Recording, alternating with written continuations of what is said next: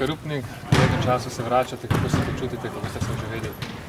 Ja, zdaj jutro bo 5 tednov, se mi zdi. Vse skupaj je hitro minilo, ker sem bil dosti zaposlen s temi rehabilitacijskimi vajami, ampak sem vesel, da sem z ekipo zdaj že en teden treniram. Čeprav kontakte še nisem neki zelo veliko, ampak seveda vsak športnik rad igra košarko, zato sem vesel. Kako je s hrbtenico, je to zadeva, ki se vam lahko še ponavlja?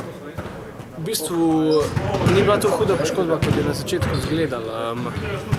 Seveda se to lahko ponovi, vsakmo se lahko ponovi, vendar nekako s temi preventivnimi vajami lahko preprečiš. Dejstvo je pa, da zdaj eno uro pri treningu moram priti, da vse naredim te vaje in pol sem pripravljen za trening.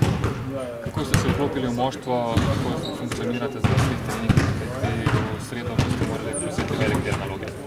Po resnici povedano, še nisem nekaj zelo treniral 5 na 5 in bom lahko zvečer povem, ampak zdaj pa ne moram, vendar ekipo poznam, gledal sem zdaj vse tekme, na vseh sem bil živčen, tako da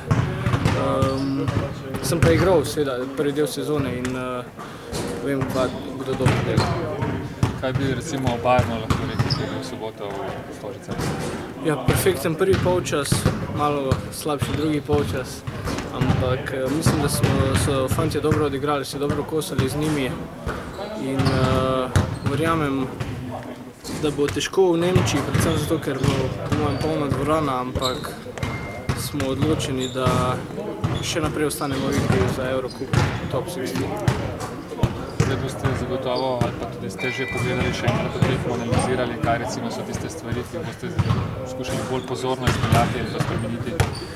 Ja, drugi polčas predvsem je bila ta površna izvedba akcij, prehitri met in nekaj nerazonskih. Trener je tudi povedal, da bi se morali posluževati taktike iz prvega polčasa, se pravi potrpežljivo iskati odprtega v napadu in zadevati odprte mete, kajti če nam bo Bayern ponudil priložnost, jo bomo morali zagrabiti, veliko šans ne bo.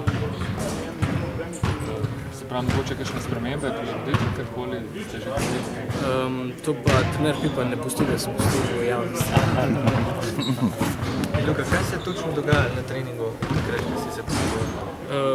V bistvu šlo je normalen trening 5 na 5. 2 dni prej sem dobil udarec v hrbet in me je malo bolelo na tekmi s Krko. Potem pa sem v bistvu sploh ni bilo nekih kontaktov. Vem, da je Hristo prišel v blok. Jaz sem se izognil in ko sem se izognil, sem začutil neko bolečino v hrbtu in naenkrat nisem mogel premikati nog. Bilo je vse skupaj bilo strašno, vendar so zdravniki razložili, da je bila to zgolj reakcija telesa. Koliko časa si pa mogel zdaj to delati pred treningom?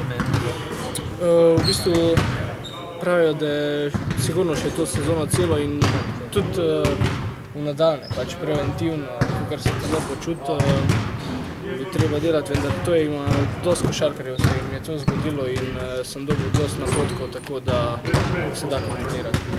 Je pa res, da ne bom še 100% še nekaj časa, vse skupaj je bilo časa. Kako se bo strašil, ker nisi mogel začuti?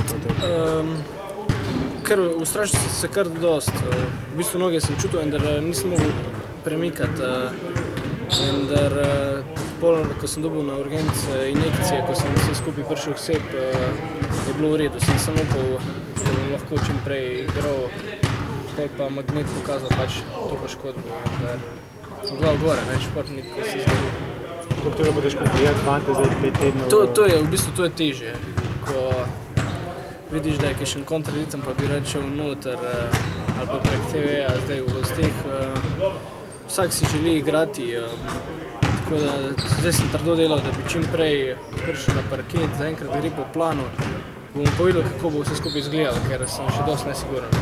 Boš pa manj razmišljal verjetno na parket? Ja, manj razmišljal, malo več metal, kaj se je povedal. Škip se še ne bo tako? Ja, sigurno, zadnji del poškodbe oziroma rehabilitacije je zmeraj psiha in dokler nisi psihično pripravljen, je to tisti korak, ko ga moraš narediti naprej, da lahko bolj. Vendar čez to bo treba iti, vsak mora iti čez to in upam, da bo se to zgodilo čim prej.